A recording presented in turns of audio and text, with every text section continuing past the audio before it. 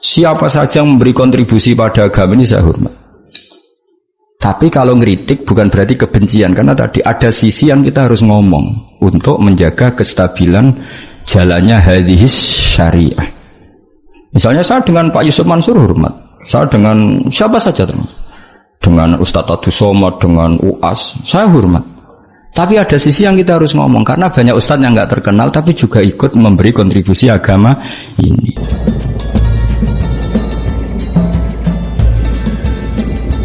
Saya itu sangat mencintai, bukan sekedar mencintai, sangat mencintai guru-guru kita. Ya, saya ini rungokno tenan ya. Saya sangat mencintai guru-guru kita, ya utamanya guru-guru kita kayak Mas saya Sarang, Mas saya, ya semuanya semua Mas saya, termasuk Lirboyo, Beloso, Sidogiri, semuanya Kudus, Kajen, Krapyak, semuanya kita mencintai, menghormati. Juga sangat mencintai NU, saya juga mencintai Muhammadiyah, semuanya kita cintai. Cuma kadang-kadang kita mau tidak mau harus beda. Beda satu bawaan pemikiran, kadang bawaan zaman.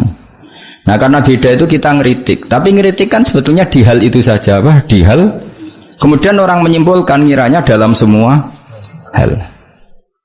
Sehingga ulama mulai dulu mana tidak terima bahak hadisnya Nabi butuh penjelasan, karena Nabi nak duko itu kadang ngendikan laisa minna, tidak termasuk golonganku orang yang pernah menipu. Loh itu kalau begitu betul kan tidak ada umatnya Rasulullah SAW. Kowe gak sekedar pernah menipu, rezekimu kok bodoh nih. Orang terima sekedar pernah, rezekimu kok bodoh. Kowe ku laisa minna nih entek ngamek. Tapi zaman itu ulama sudah mentakwil laisa minna min fitil kal khoslah, di sisi itu. Apa? Di sisi itu.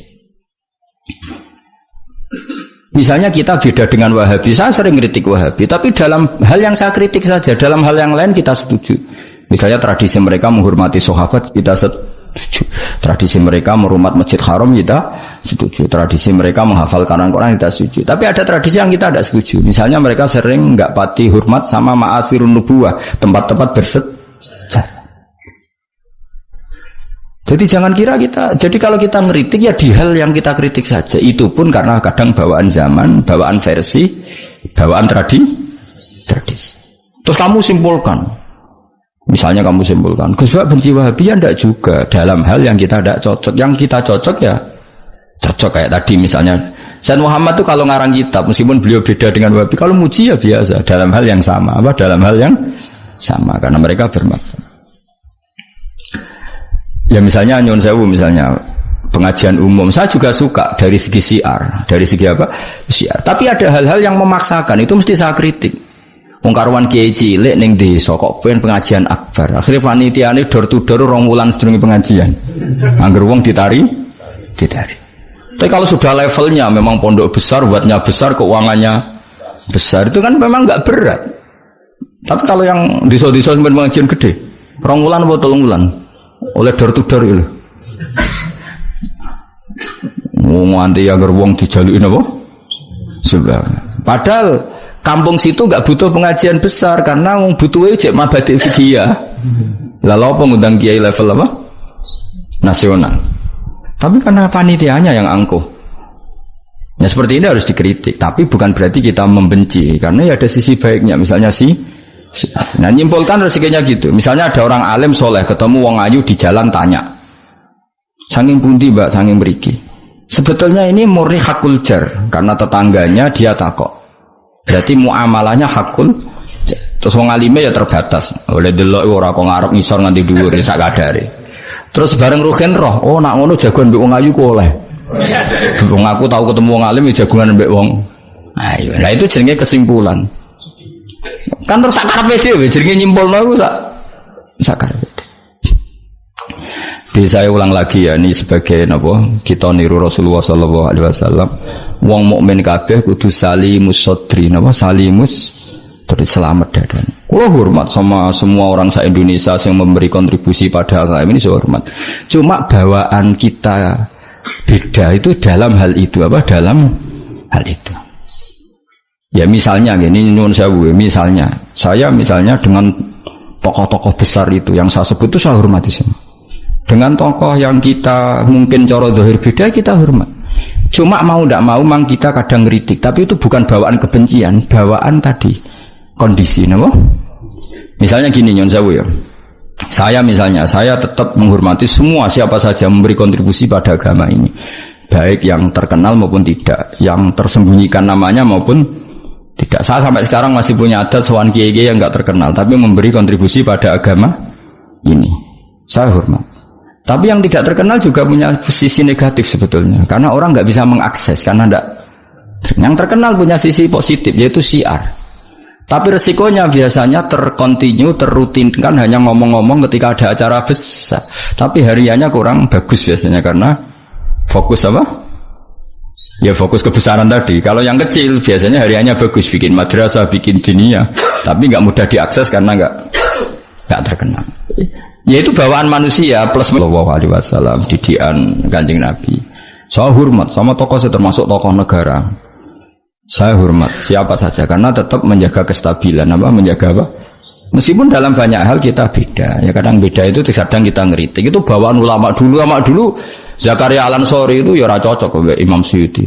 Imam Suyuti ora cocok Imam Sakhawi. Nek ketemu mbok takok bor.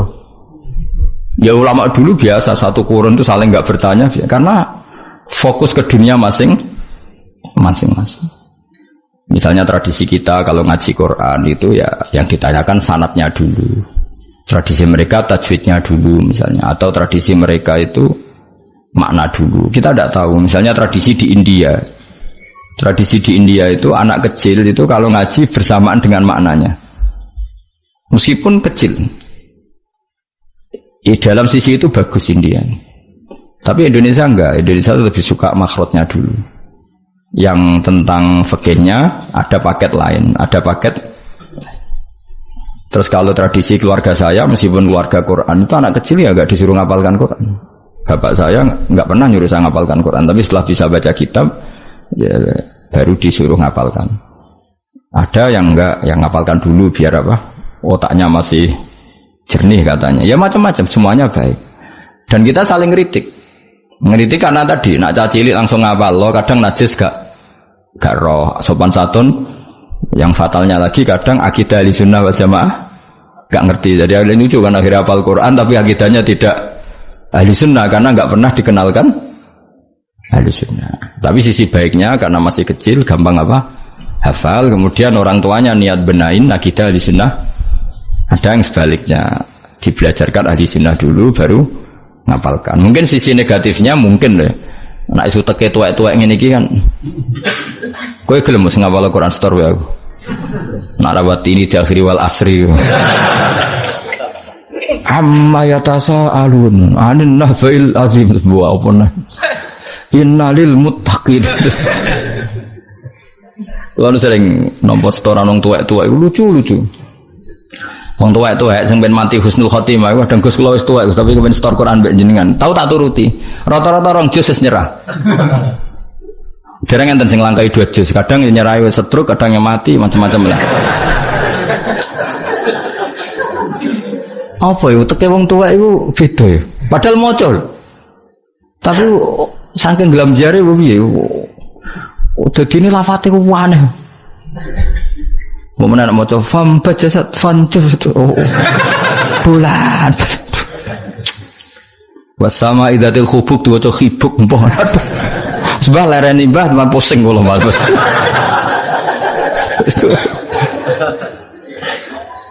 Dadi duwe khayal dhewe apa? Ya seorang lagi ya kita tetap diru keinginan Rasulullah sallallahu alaihi wasallam wong mukmin ku salimus sadri napa? Salimus sadri. Sehingga niki tenan kula maklumatkan. Kula niku hormat. Siapa saja yang memberi kontribusi pada agama ini saya hormat. Tapi kalau ngeritik bukan berarti kebencian karena tadi ada sisi yang kita harus ngomong untuk menjaga kestabilan jalannya hadis syariah. Misalnya saya dengan Pak Yusuf Mansur hormat. Saya dengan siapa saja dengan Ustadz Abdus Somad, dengan UAS, saya hormat. Tapi ada sisi yang kita harus ngomong karena banyak ustadz yang nggak terkenal tapi juga ikut memberi kontribusi agama ini. Makanya saya ngikuti yang tidak terkenal ini tak hormati. Tapi semuanya kita hormati dari segi syiar memberi kontribusi. Kalau yang sedang tidak cocok ya dalam hal itu saja. Fitilkal khoslah. Ingat-ingat apa? Fitilkal khoslah. Tapi jangan semuanya ndak. Kita semua dididik Rasulullah salimus sadri apa? salimus sadri. Begitu juga saya dulu dengan siapa saja. Asal tadi semuanya itu demi niru Rasulullah sallallahu alaihi wasallam salimus sadri. Napa? Salimus sadri. Fal mukmin salimus sadri. Kita dalam hal misalnya masyarakat senang saya berlebihan, misalnya orang Jawa Timur, saya suka dari segi senangnya Kiai. Tapi saya juga sering kritik orang Jawa Timur, meskipun yang senang saya lah. Ojo berlebihan, karena kalau berlebihan senang Kiai terus sering sowan. Kadang anggaran gue belanja tigo sowan. Sebenarnya saya bukan ngeritik sowannya, setiap anggaran belanja salam no template itu terus aku hukumnya itu piye. Kadang ini tak takoki kan sowan aku rombongan bis tak takoki. Lho lari-lari mboten sekolah, mboten napa-napa Gus, sing penting sowan kiai. Lah bocah kok diajari. Lah ngono iku rombongane kadang 3 dina, berarti borote, Bro. 3 dina. Jadi saya ngritiknya itu dalam hal itu saja, tapi mahabbahnya kita seneng, tapi kaifiahnya kadang tidak cocok. Ini perlu dicatat. Jadi hanya seperti itu. Kayak kula panjenengan ini seneng ngaji ya seneng, tapi itu sama tak kritik. Karena tadi wis gawa 3 perangkat kok gak paham. Wah, aneh, wis gawa kitab, gawa pulpen, gawa rekaman. Ini kan sudah mengalahkan ulama dulu. Karena ulama dulu tidak bawa rekaman. Tapi kok ilmunya jauh ini ada apa ya? Ya jadi kalau suwon kita benana wa benal mukminin kudu aja ana khil wala taj'al fi qulubina ghillal lil ladzina amanu. Kulo hormat sama semua tokoh-tokoh hormat. Kulo sama acara-acara besar ge kulo hormat. Cuma tetap kita sebagai ahlul ilm mengingatkan ada orang yang berjuang tuh enggak terkenal, ada orang yang berjuang enggak dapat apa-apa. Kita harus ngomong supaya orang ini juga diapresiasi. Tapi yang syiar ya kita hormati karena agama ini butuh syiar. Misalnya sama tokoh-tokoh DPR itu ya akrab. Ya banyak yang di saya sering ketemu saya ngaji. Tapi dalam hal yang kita tidak cocok yang ngeritik. Mereka mungkin yang ngeritik kita enggak apa-apa tapi hormat. Jadi eling-eling ya. Ini dawuh saya Imam Sa'roni. Saya nerangkan dalam konteks ilmu. Ini dawuh Imam Sa'roni. Kalau Nabi ngendikan laisa minna efitilkal khoslah. Bukan berarti dia menjadi murtad karena laisa. Well, kalau makna sebenarnya kan laisa minna orang itu menjadi murtad. Orang termasuk golonganku wong sing tahu bodoh nih. Mau sekedar pernah itu tidak termasuk golonganku. Lah nek iku tenan maknane hakikat sing umat Nabi sapa? Semuanya pernah bodoh nih Pak sering? Sering. Kadang rezekinya ya dari ya nyuwun sewu koyo kebanyakan maklar rezekinya dari apanya? Gak bodoh nih kira-kira payu. Misalnya kayak jujur, maklaran tanah ning Kulon Progo sampai tinggu sing tinggu bendara kok. Apa melok apa kabupaten niku? Kulon Progo. Pak, tanahnya tak tuku lah didamel napa? Wes kula damel pertanian untuk mriki prospek. Padahal niate iku iki ape dadi apa? Bendara. Dituku rega murah. Misale tuh ngene, mungkin jengban dadi bandara, Pak. Mung jengban regane larang, mumpun dereng larang kalau tak tumbas, Pak. Gelem ta ora wong niku? Misale jujur ngono.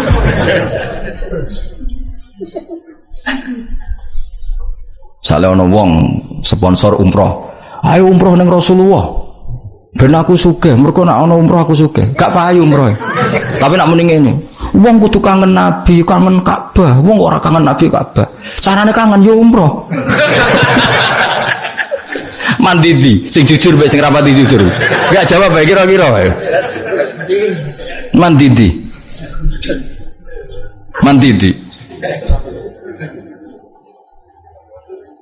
Lah iku misale terus hadis laisa minna iku maknane apa? Hakikat. Jadi saya ulang lagi ya, jadi Jokulino nyimpulkan karena nyimpulkan itu resiko. Karena tadi konteks fikih itu jelimet konteks fikih itu.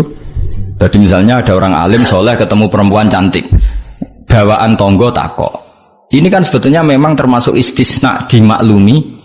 Nak ketemu faktor tonggo, faktor belajar, faktor berobat kan nazarul ajnabi ilal ajnabiyah pengecualiannya kan apa?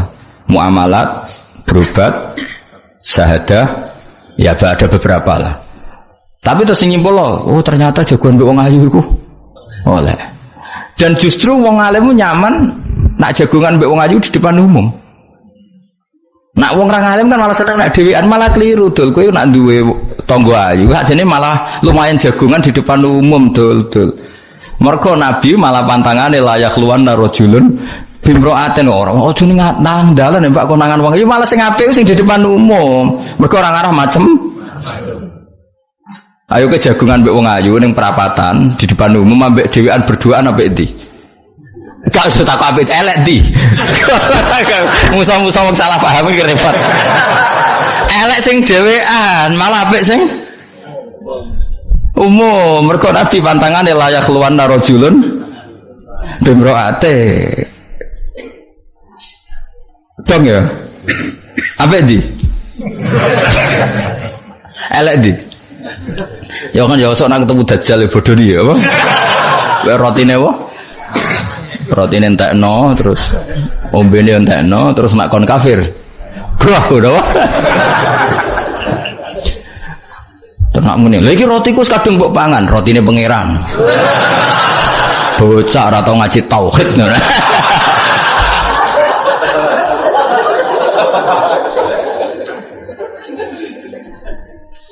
Ya jadi saya ulang lagi ya. Jadi kita sama semua yang memberi kontribusi pada agama ini kita hormat. Cek terkenal, cek ora terkenal. Tapi dalam hal yang kita tidak cocok kita harus ngeritik. Tapi jangan kebencian. Saya ulang lagi jangan. Karena kalau nggak ada ngeritik repot. Kayak tadi saya yang ketermaksa ngeritik wiridan. Mana ada orang soleh ngeritik wiridan. Tapi harus saya ingatkan sebagian wong eling pangeran itu sebenarnya eling nafsunya dia ngajukan proposal kepada Allah. Gayanya wiridan tapi sebenarnya ya itu tuh. Lah nek ini seneng Allah tenan dijak bakas halal haram kan suka. Mergo iku ketentuannya Allah Subhanahu. Malah kadang mending ngene, ngaji halal haram ora penting, sementing ndonga. Mergo ndonga mukhul ibadah. Ndarani ngaji ra penting kok sarep, ngaji kok ora penting. Jadi karena sama-sama berlebihan ini kita sebagai orang alim harus ngomong. Akhirnya kita proporsional. Yo ndonga ku sak kadare tetep di bawah ilmu. Saya ulang lagi di bawah jadi ngamane ndonga bar salat wapalane akeh. Bareng takoki rukune salat yo sak kiai takoki. Kowe bar salat wiridamu akeh, bareng takoki rukune salat piro? Mikir tak warai 17. Ana sing darani 14, sing ilang apa? Mikir meneh. Padahal bar salat wiridane ya dadi sing ngitung piro 13 iku menjadikan tumakninah 4 sebagai paket sito. Dadi rukuk maat tumaknina, sujud tumaknina. Lah yang satu ngitung tumaknina itu menjadi rukun sendiri, maka ditambah 4 menjadi 17. Terus ada ulama mengatakan 18 karena mewajibkan niatul khurud minas sholat. Jadi sebelum assalamualaikum niat keluar dari sholat, karena takutnya kalau nggak niat keluar dari sholat dia apa kenalan mbek pinggire. Assalamualaikum jenengan namine sinten kan repot. Ya ada lah mereka. Lho iso wae saking ya kuatire gawe grup. Jadi saking sering ini kenalan muni assalamualaikum niate iku kenalan. Jadi ada ulama mengatakan karena ketika takbir itu niatnya masuk sholat, maka ketika salam juga niatnya keluar dari sholat. Karena biar fair, karena ketika takbir niat masuk sholat. Karena kenapa?